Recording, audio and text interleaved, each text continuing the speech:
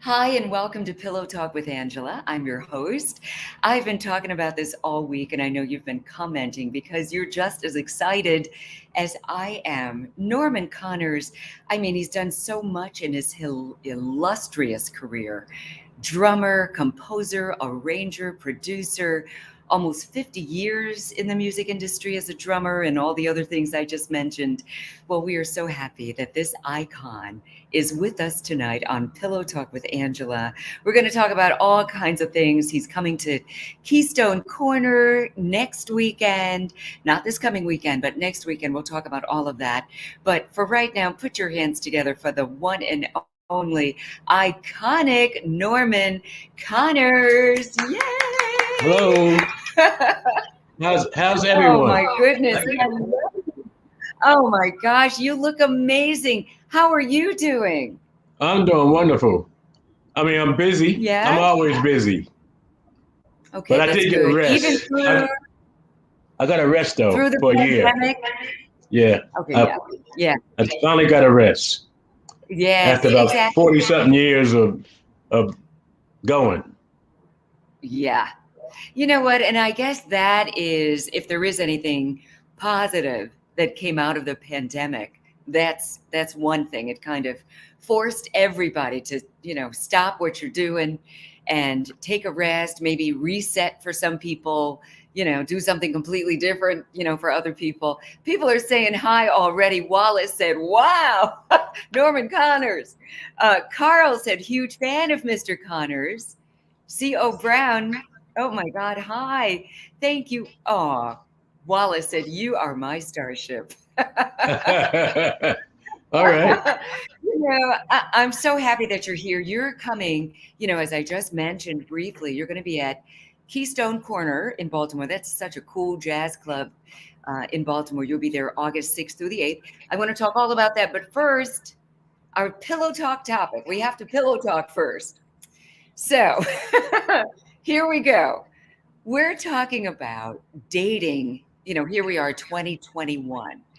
Dating these days versus dating back in the day when you were, courting people and, you know, doing whatever you do to be suave and make a woman feel like she wants to go out with you.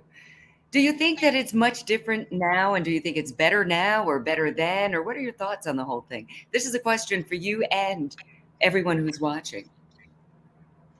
I think it's uh, I think it's close to the same, um, but I think back in the day, myself, I used to take pride in dating. But when I go on a date, I used to take a lot of pride in it. I get all dressed up and excited, and I took a lot of pride in dating. I think I now, wonder what, if I can interrupt for a second, when you were dating back in the day, what did that date look like? Like you said, you got dressed up, and then what? You call her up, pick her up, bring her flowers, or what? What does a date look like for you then? I bring her flowers. I get the flowers. I try to get something a little different than maybe most people would get, and Nice. I would get dressed up and and maybe either rent a limousine if I could afford it. Just depend. Yes. It just depends on what. I guess it depend. It depended on what time frame that, that I was dating. Now, I got it. when I first started dating, and I didn't have too much money. I did the best I could, as far Yeah. as like taking the girl out and where. But I always try to take her someplace Yeah. interesting, to a museum, or if I have to, or maybe I go to dinner first somewhere and then go to a museum or go skating or um, That's nice. yeah, all those kind of things. As I I got love it. older, I could do the limousine thing and go to a 5-star restaurant and and have the best champagne or the best wine and go dancing. I used to like to do Latin dancing. Oh, yes. So maybe I'll go Latin dancing or something like that. I love it. Roger said, I don't think people are just up for dating like they used to. People, I think, would want to look their best. Oh, dress up, especially going out for a special place dinner. Yeah, you see, people are just kind of these days, not really putting in that kind of effort, not for the most part. A lot of people will just kind of, whatever you have on, let's just go, you Yeah. know? Well, that's good. That's good too. I think in these days, behind the telephone, your private telephones that you carry with you all the time, cell phones Yeah, and things like that, it right. disturbs. You know, I'd be in places and now in these days, and people's cell phones be ringing. you know, Not and good. so I think that's a distraction. That's a It's a distraction, distraction. and People, that is the not only word. not only just the male, the females, their phones ring all the time. Right. Or they're texting in the middle of Or a they're date. texting. Yeah. Yeah, that and that is one of the things I would say make it a little bit worse. Like, you weren't doing that back in the day. The phones were at home. So you weren't sitting there with your phone in the middle of a date because it just kind of, I don't know. I mean, I don't know. Tell me whether or not you agree, but it makes the person sitting in front of you feel less important. If you're on your phone texting other people and calling other people, I don't do that. I would rather just leave my phone in the car and I'll just deal with that when the date's over. Well, that's hard. I don't know too many people would leave their phone in their car. That's I hard. know. On a I I, date. I talked to my son. My son, I have an 18-year-old son. He just graduated from high school, right? Mhm. And he's on the phone sometime 7, 8, 9, 10 hours Whew, talking goodness. talking to girls and Yes. talking to his boys too. But But mostly girls. and when he goes on a date, he'll go to the movie or he'll meet at the mall Yeah. or and things like that. I mean, he Yeah. don't take he don't take that dating thing that serious. Seriously. Yeah. I Because he's mean, he'll young. get better as he get older. He'll get better as he gets older. And Yeah, yeah, I mean, I think those are some of the things that, I'm sure you'll teach him and he'll figure it out on his own. I mean, there's a time and place, I think, for everything. Social media is great, technology is great, but don't let it get in the way of personal interaction. That's how I feel. yeah. Right? I Well, mean, you're on a date to get to know them. I think it gets in the way. I I think it think gets in so the way too. a lot, Yeah. a lot. And I think a lot of our viewers are kind of agreeing, you know, telephone is always in the way when, just figure it out. I mean, there are some things that might be considered old fashioned, but old fashioned doesn't, oh, Melba Moore always says old doesn't mean bad.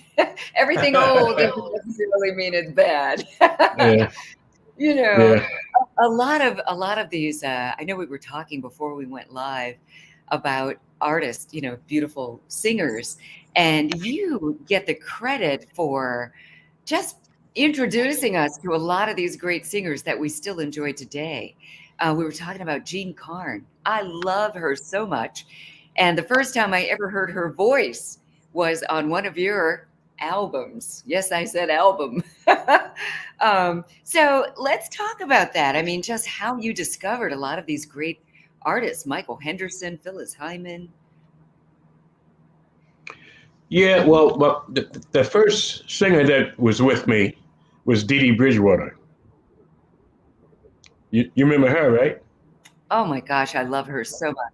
Oh gosh, And yes. she went on the road with me for a couple of years, and then she went to the Wiz and won a Tony, and so she was first, and Jean was my next vocalist, female vocalist, and along. with her came a couple of male vocalists, uh, Glenn Jones and Michael Okay. Henderson. Yes. Oh my gosh. So with So you and then Phyllis Hyman. then Phyllis came, and Michael was still there. Michael was still with me when Phyllis came, Oh yes, and Spencer Harris. Carl, thank you. Spencer Harris, you're right. yeah, Yeah. So many artists. and So what is it? I mean, how do you discover these artists? I mean, now you've got another great vocalist who's going to join you at Keystone Corner, Marva King. I mean, do you seek them out or they seek you out? How does that magic happen? well, I seek them out, and just as much as I seek them out, they're seeking me out. So Yeah. it's a two-way street. But I feel so blessed because the ones that I chose, they were all unknown, Yeah. and as soon as they came with me for a year or two, they became known. And I like Exactly. that. I don't Yes. necessarily like them flying. I don't like them flying away necessarily, Yeah, well, but I'm I glad can that I could help with their dream. Yeah. Oh, yeah. And so you started off as a drummer, and let's just talk about your long, beautiful career. Then the composing and the arranging, and as we're Well, discussing, getting all these great singers. I would say a lot of it came because I did everything so young. I met Miles Davis when I was 13 years old. Whoa. You know, I walked up to him I had a pair of drumsticks with me. My uncle took me to a Philadelphia club called the Showboat. And I walked Okay. up to Miles and said, Miles, my name is Norman Connors, and I would like to play with you. And I was dressed a certain way. Actually, I was dressed just like him. I had a white silk scarf around my neck. Wow. I had a double-breasted chalk stack suit. And in the stores, that suit would probably cost about $1,000. My mother used to work at a GQ type clothing manufacturer. Nice. And I used to go into the showrooms and try the clothes on, and they would give my mother the free samples because my mother worked there and they liked the way she worked. I guess she worked hard, Nice. and I guess you and did. I was just the right size for the clothes. So I was living in the projects at the Perfect. time. I was living in the Richard Allen Home Projects, which is in Okay. North Philadelphia, 4 doors away from Bill Cosby.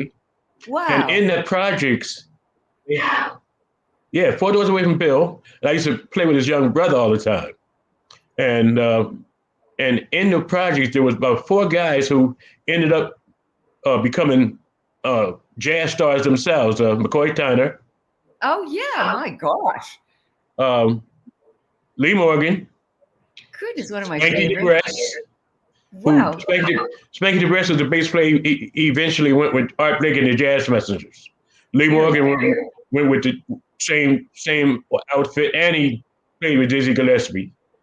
Uh, Lex Humphreys, the drummer who lived right around the corner from me, he went with John O'Byrne and a couple other great people Oh, that we know. oh, I love And and McCoy went with John Coltrane. goodness. These are all So powerhouses that they you're talking rehearsed about. across the street from me, and in the summertime they rehearsed every day, and I would be right there. I would go to the rehearsals because I was a friend with Spanky DeBress's younger brother, Okay. and at my house I had a piano and I had microphones and amplifiers, set of drums, and Shut up.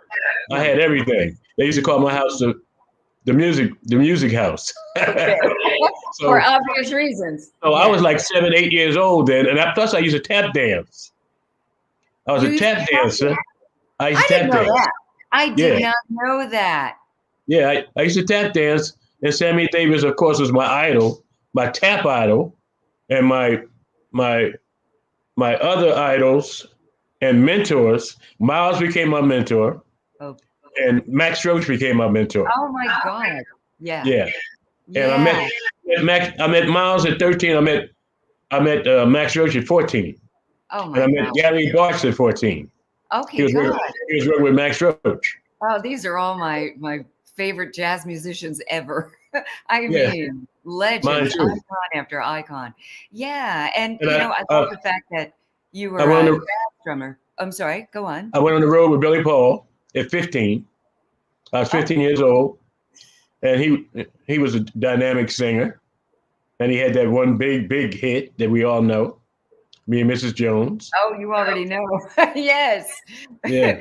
Yeah. So I did so many things so young, and I was around some very heavy people young. I met Duke Ellington at Miles's house, and I used to go see Duke Ellington. My mother used to take me to a theater called the Earl Theater in Philly, and uh, uh, we would sit in the front seat and go to the matinee on Saturday and watch a Tarzan movie.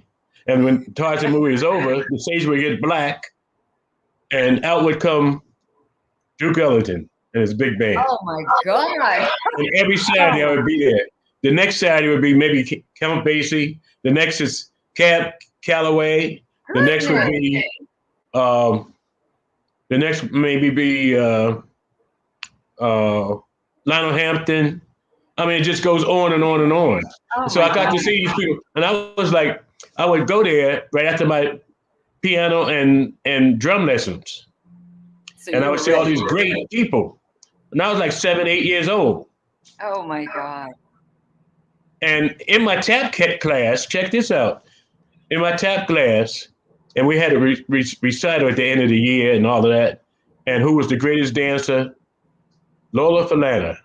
Oh my God, with her beautiful self. Oh my Yeah. gosh. You know what? So I mean, your whole life, I mean, starting really early, it's a history lesson. starting And early, starting very early. I And was young. one of my favorite people on the planet and one of my favorite singers is Will Downing. And he is here right now on this thread, and he had a question for you. He said, "How and where did you discover Glenn Jones and Phyllis Hyman?" Hi, Will, by the way. And tell him hello too. You're He's telling him right now. You're telling him. oh really? Oh Will. I never really met him, but I admired him. I've been admired him all the while, but we never got together. I want to get together with him because You I should get admire him. together. Yes, most definitely. So, you two definitely have to get together. And I will, before we leave tonight, I will make sure that you two are connected. But he asked, how and where did you discover Glenn Jones In and New York. Phyllis Hyman? How did you discover them? In New York, he came in from Jackson, Florida, where he lived, and he was super gospel at that time. I had to smooth him out, Okay. and I took. I think I was on Arista at the time, and I took him in, and we recorded a few things on my album, and and then I think he got a recording date with I think it was either Atlantic, Sylvia Rowland and them, or Oh, maybe RCA. okay. Yeah, and we had a Nice. singing And lawyer. oh, how about So Phyllis Hyman? Phyllis Hyman, Phyllis came up from Florida with a group, a group, and they played for the door at a club called Russ Brown's. And a Okay. guy by the name of Richard Clay called me and says, "There's a singer that you need to go see. That just came in town. She has her own band and she's playing for the door." So I took a fast cab. I was living on 53rd and 7th Avenue at the time. I took a fast cab up to Rush Brown's, which was somewhere up near McKell's in in the 90s near Columbus Avenue. And I heard Okay. Phyllis sing 5 songs. And at the time, Gene had left and started recording with Philly International. Oh, And so I needed a singer because when she left, I mean, we went around the world together, and everybody loved Gene everywhere. yes. I love No her matter so what much. country, what city, they love Gene Coney. Yes. And They loved still, us together. So anyway, I heard Phyllis sing 5 songs, I walked up to Phyllis. I said, Phyllis, my name is Norman Connors. And she said, oh, you're a big star. I said, I'm going to come and get you because I'm working on an album. And I think the title is going to be You're My Starship. Oh my She said, goodness. yeah. And she said, everybody tells me that. I said, I'm going to come and get you. And I came and got her. And we went in the studio and we did the Betcha by Golly Wow, and we did uh, 2 or 3 other songs. And she had instant stardom from that point. And Oh everybody my loved it. goodness. Blew it out of the water. All uh, the designers was coming after. At that time, I had a chauffeur limousine, and she used to tell me to pick her up, take her everywhere that I go. And so that's what I did. I love it. And Again, everybody, it's so everybody outstanding. was in love with her. When she walked through the door, everybody's heads turned. You know, that's just the way it was for those 3 years that she was with me, and she was happy. She was happy during that time. That's beautiful. Her voice, Yeah. I mean, there's nobody like her. I mean, her voice is just pure silk. Carl said, I'm going to tell you a secret. yeah. No, it's not a secret. Uh, when she passed away, Nancy Wilson called me and told me that I have any songs that I was thinking about for Phyllis for her. I said, yes, I got 2. And she told me that Phyllis was her favorite singer over Wow. Sarah Vaughan. Over Sarah Vaughan. That's what she said. That's what she Wow. told me. She said Phyllis was her favorite singer. Because those are my 2 right there. Those are my 2. Sarah Vaughan and Phyllis Hyman. Those are mine. Now, Phyllis used to tell me her favorite singer was Nancy Wilson. Yeah. Oh, you gotta love Nancy. Isn't that funny? Isn't that something? Yes. I mean, they're both just amazing. Roger said, you have been blessed to be around iconic, legendary singers, which is just really, really true. Carl is saying hi to Will. I mean, just the artists that once they got in your camp and were exposed to people, I'm sure they were already great singers. They just needed something. What is that something that you were able to give to them? Well, I'm gonna go back to the Earl Theater when I used to sit in after watching the Tarzan movie, and all these great band leaders and singers. Because Duke had a great singer that would come out at the end in a long gown, and I was impressed with that. Yeah. And I was impressed with Count Basie having a male singer and female singers. All these guys had singers, so that's why I got it. When I got in there, I love the bands and I love the singers. Now, a lot of musicians don't like singers because they feel that singers they want to show off, and everybody's not meant everybody's not meant for a singer. Right. I mean, because they don't want to play for a singer. But I have a big thing for singers and instrumentalists too. Good. Well, we all. So I love both. I love both worlds. I like both of them. And I went up. I wasn't just jazz. I went to jazz pipe. I knew everybody in jazz. Everybody knew me. But I crossed over in R&B. Yeah, you did. I knew all of them because I had the R&B in me too. And a lot of these singers that you're talking about, they're kind of right there on the line. They're jazz and R&B. Right. Singers, just like Will Downing. I mean, he's an R&B singer, but I remember, almost every one of his projects, he would put a jazz song on there, so I kind of consider them both. Carl said he tried to connect with you. Okay, he knew you in the late 90s. Carl McGugan. Rachel says, good day, King. Do you have a book? Oh, yeah, good question. Do you have a book about your life experiences? And if not... Yes, a book is coming. I've been writing now for about 2 or 3 years. And the book, we're going to get the book out by next year. By next year? Yeah, by next year, the book is coming out. We need the book. We definitely Yeah, need this book. and I'm gonna do a documentary soon too. That's in the I'm doing works. documentaries. Uh, documentaries coming this year, maybe near Oh, the end of the year. Yeah. very nice. That is really awesome. Yeah, So Rachel. getting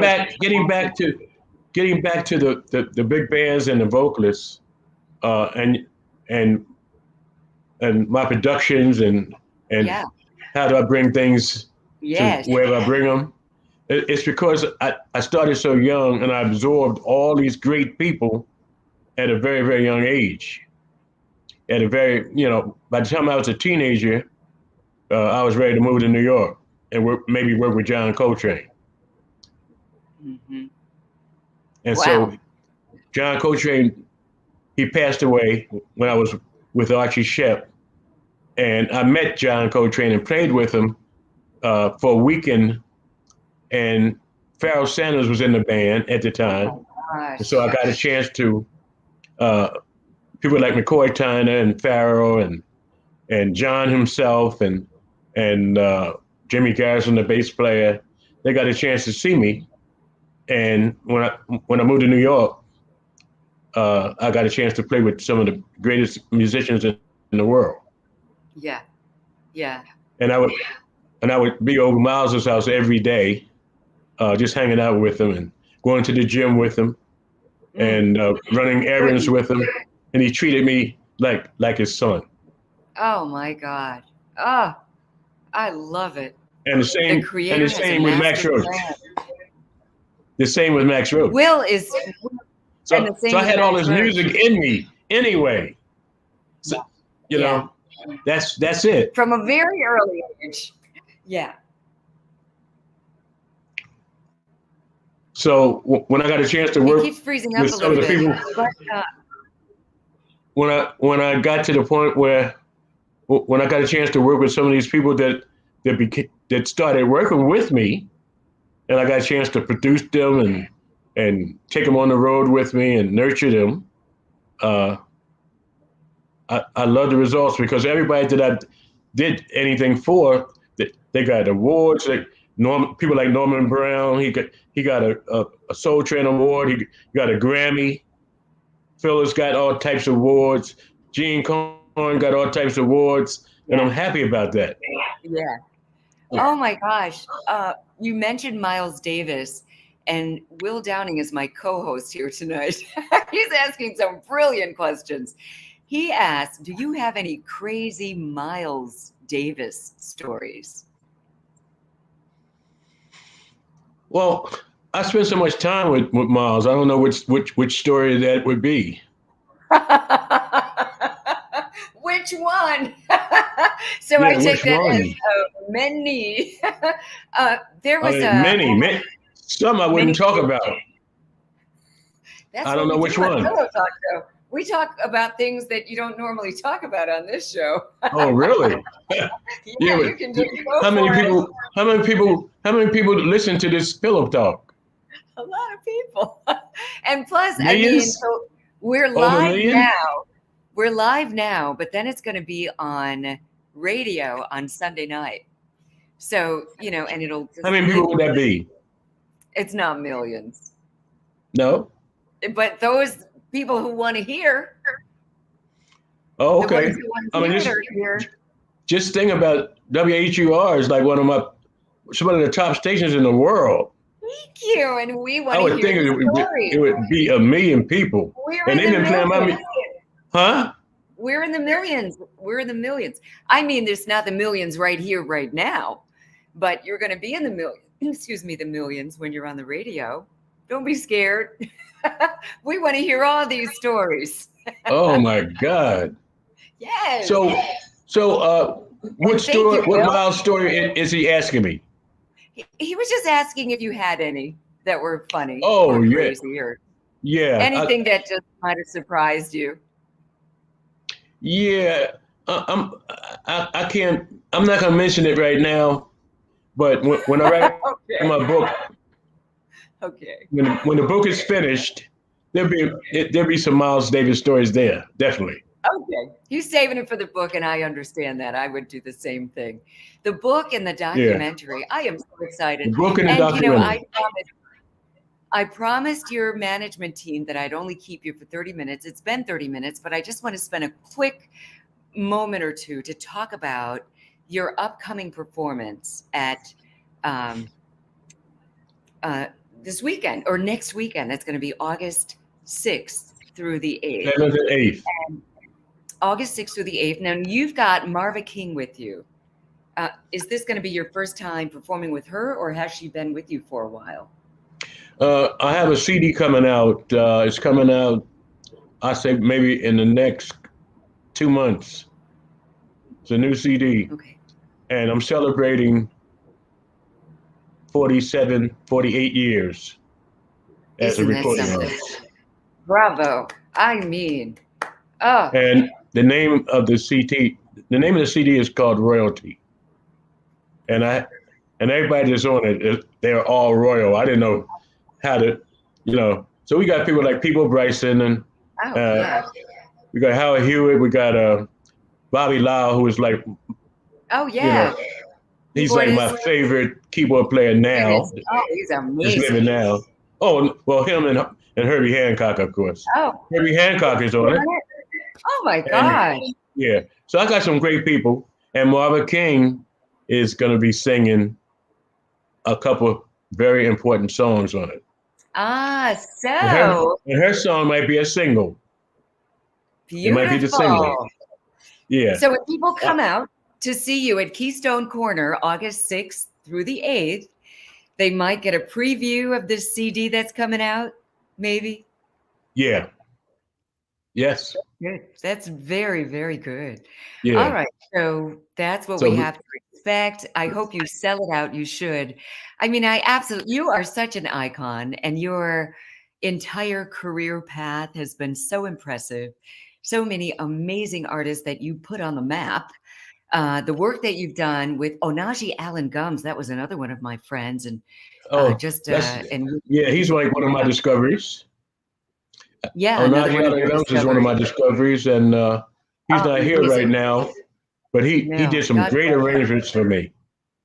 Yeah, Onaji beautiful. did some great arrangements for me, and for me, Dee Dee Bridgewater. I Mm. have a composition titled "Love from the Sun." Onaji arranged it. He Oh, arranged wow. "Bet You I Got It Well" for Phyllis, me and Phyllis. He did some great arrangements for me. Yeah. Great. Oh my God bless him. I mean, I miss him, so And I many. was the one that told Najee to come to New York. I would give him some work You told him to because come to New York? yeah, I met him. I was performing in Buffalo, New York, where he lived, That's my and hometown. that's your hometown. It is That's my where hometown. Najee's from. Yeah, Oh, I didn't know that. Oh, and Grover Washington Jr. was from Buffalo as well, even though he spent right. his, He spent a lot of adult time life in in Philadelphia. Philadelphia. Yeah, Yeah, exactly. This is such a pleasure. I am so happy that you're here with us, and promise me you'll come back and pillow talk with us again. yeah. I'm gonna definitely come back. I hope you come and see us at Todd's place, Oh, the Keystone absolutely. Corner. Keystone Corner, Todd's Yeah, place. Yes. Keystone yes. Corner, that's going to be August through the 8th. And I actually, for people who didn't get their tickets yet, I just wanted to throw out this phone number. It's 410-946-6726. So I really hope that you sell it out. You really, if people know about you, I know you will sell it out, which is why I just wanted to have this conversation to just talk about you, your amazing career, and let everybody know that you're out and about and you are performing. So we'll see you at Keystone Corner. Yeah. We see you Keystone Corner, and you'll get some surprises. And I'm very proud of my Starship Orchestra. This is my second stop, my second orchestra. My first Oh, orchestra had Marion Meadows and people like oh, that in it, and they were with me for over 25 years. oh my goodness gracious. Yes, They that's say with me for 25 years straight. that's beautiful. That is beautiful. Yeah. I mean, words can't even describe how much we all appreciate you, revere you, and just celebrate you and your amazing career. So we'll see you. I will see you at your concert. So Okay. we'll continue this conversation. And so for all of those who are watching and listening, and you will check this out on Pillow Talk with Angela Sunday night. You know, we're going to have this conversation again on the radio, but tell all your friends about it. We need to support all of our uh, great artists who are out here, and especially our living legends. So tell everybody, and we'll see you all. Oh, you want the number one more time? It's 410 946 6726. And you can also just Google Keystone Corner, and it's K, that's Keystone, and they spell corner with a K. It's a great club. So do that, get your tickets, and we will all see you, Mr. Connors, August 6th through the 8th. Thank you so much. God bless you. It's great to see you Thank you. again. Been too long. Thank Bye. you very much. Thank you.